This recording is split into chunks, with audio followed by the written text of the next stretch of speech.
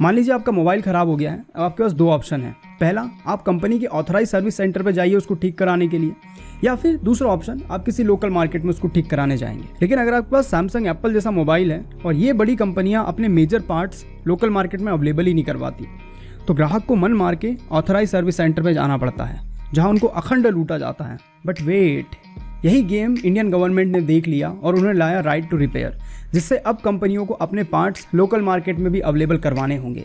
और इससे फ़ायदा होगा एट द एंड कस्टमर का, क्योंकि जितने ज़्यादा मार्केट में मोनोपोली घटेगी उतना फ़ायदा कस्टमर का होता है। और यही बात अगर आपको पसंद आई हो तो सब्सक्राइब ज़रूर कीजिएगा। That's 1 minute. वंदे मातरम।